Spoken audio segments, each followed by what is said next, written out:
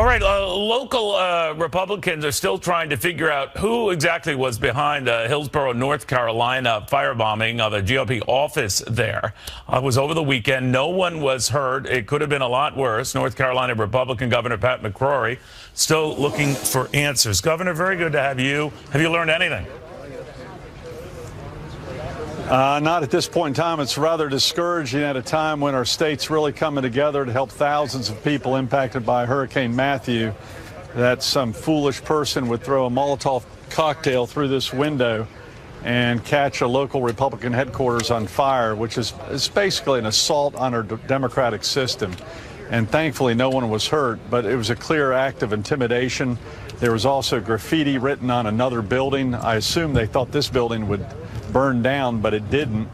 And it's something I've asked the SBI to investigate and help the local authorities to investigate. And I want the local authorities to take this attack toward our democracy extremely seriously and hopefully find the individuals or individual who did this.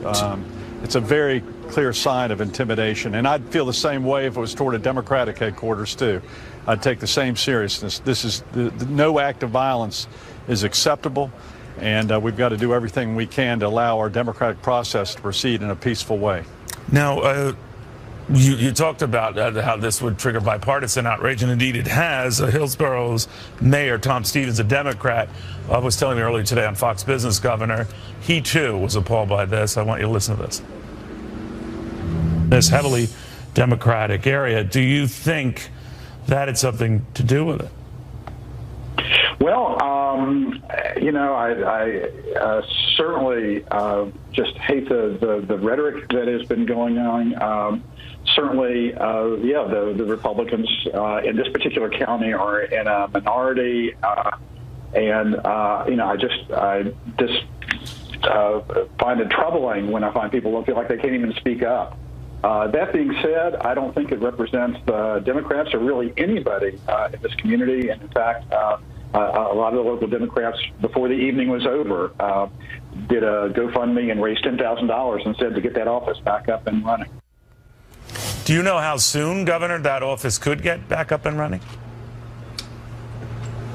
I don't think it's going to happen between now and the election, but I do appreciate the mayor making those very positive comments. I think we have people who, in both parties, who take this stuff a little too seriously and they don't realize the impact of their actions can be deadly, can impact the democratic process, and is a clear act of intimidation.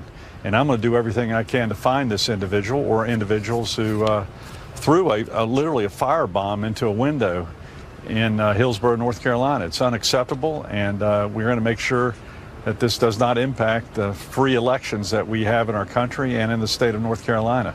Governor, we heard from Josh Earnest earlier today in his regular briefing that it seemed he had not briefed, or they had briefed the president, or he with them, what happened. I think we have some audio of that, but if we can just react to this. I haven't spoken to the president about this, but obviously having seen the reports, there is no justification for the use of violence to advance a political agenda. Have you had a chance, Governor, to talk to the president about this?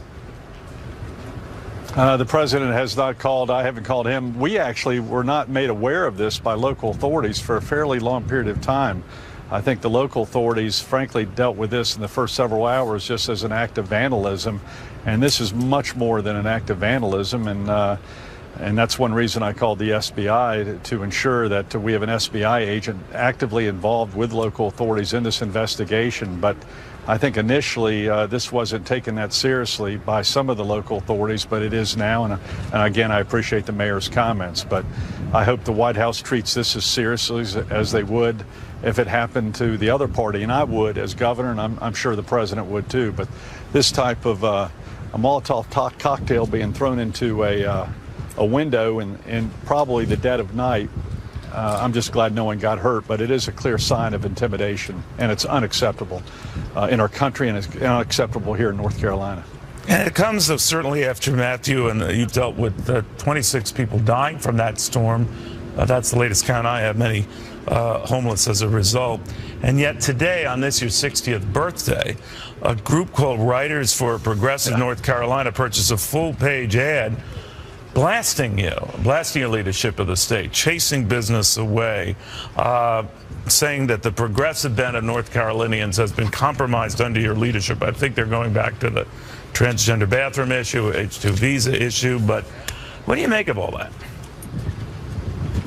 I wish they would have saved their money and not spent it on a ridiculous political propaganda, and maybe would have donated that money to a lot of the homeless people that we have right now that are flooded out of their homes over about a 200 or 300 square mile area of North Carolina, actually about a 600 square mile area of North Carolina.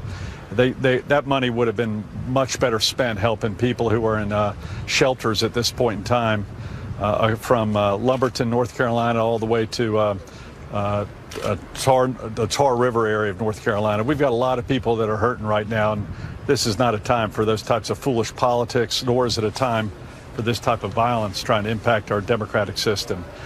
This is all a propaganda campaign brought in from the outside of North Carolina that sadly the national media brought into regarding this ridiculous gender debate, which the left started, not the right. And sadly, it's probably going to be determined by the Supreme Court. But right now, I have much more important issues on my plate regarding trying to get our state back in place. I'm having areas of the state being flooded right now as we speak, even though the hurricane left North Carolina over 9 days ago. Governor, thank you very much for taking the time. The governor of North Carolina, Pat McCrory, dealing with quite a bit simultaneously.